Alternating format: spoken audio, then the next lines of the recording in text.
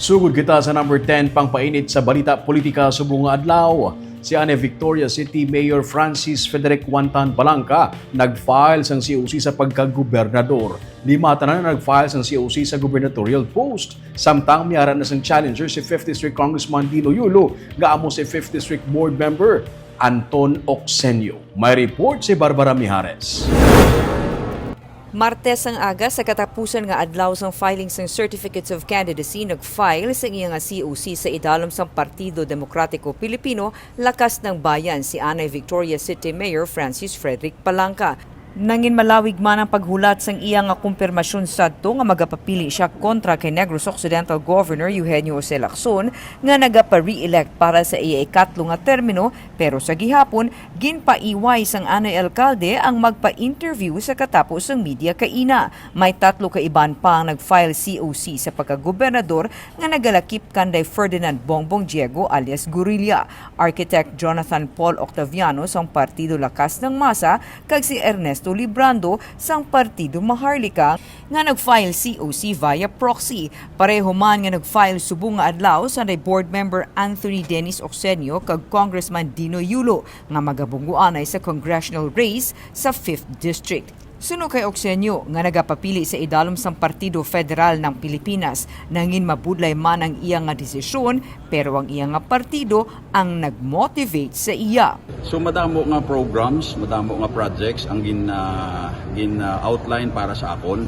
Hindi lang tanan mangin madinalagon kag mahimo naton kung kita tagaan sang mandato sang pumuluyo sa 5th Distrito. This is not an easy decision. May consultation kayo pa.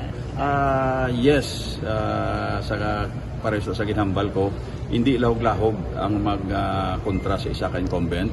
Katamo man kita sang pamangkot, pero at the end of the day, ma-deprive or mangin unfair sa pumuluyo sang 5th Distrito nga may ara sila mabaton nga mas dako sang sasubong galing ti sino matindog. Para naman kay Congressman Yulo nga nagpapili sa idalom sang Lakas CMD, nakita na sang mga pumuluyo sang 5th Distrito kung paano siya nagserbisyo. Ang pinananaton ka dako siguro nga kapital para sa diri nga eleksyon, no, labi na gid sa Mayo nga eleksyon, no. Ako hugot ang pagpati na kuno sa nagligad duha kag tuig kag tunga na batsagan, no, kag nakita sa pumuluyo kung paano magserbisyo si Congressman Yulo sa ila. It will be a friendly competition between you and wala man ako, no, sa nasili ko na event pa when I started, no, my plan has always been to run against myself, no. Ginatakos ko ang lawas nakon sa akon parameters kay sili ko ginbutang nakon kung anong akon dapat kubrahon sa ikalima ka distrito. Nag-file man kaina si Anay hinubaan Mayor Ernesto Estrauss ng COC bilang congressman sa 6th District sa idalom sang PDP. Magabunggo siya kay incumbent Congresswoman Mercedes Alvarez. Organized by Negros Occidental, ang Hugpong Negrosanon. Hugpong Negrosanon, this is not a political party, this is a people's party. Nga kangay isang ginhimo ta subong, hindi na ang mga katawan subong members ng Hugpong Negrosanon, hindi na magpati sa sigilang sugid nga kung magdaog ko, pasiminto ko balay mo, pasiminto wala tay-tay, tabutang mo tay-tay, wala kalsada, kaya kalsadahan. Ang gusto subong sa Hugpong Negrosanon, pirmahan na sa tapulin.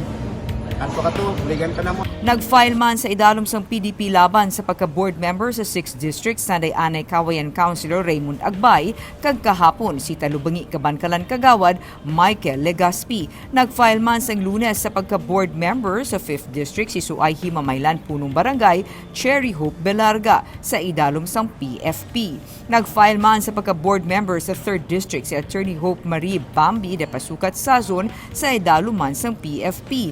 Anak siya ni Anay Ibi Magalona Mayor kag board member Attorney Reynaldo de Pasukat. Sang Lunes nag-file man sa COC ang taga Silay City nga si Rosemary Dreyfus sa idalom sa Partido Lakas ng Masa para sa pagka-vice gobernador. Siya ay kaduha nga nag-file para sa amo nga post. Para sa Digicast Negros, Barbara Mijares.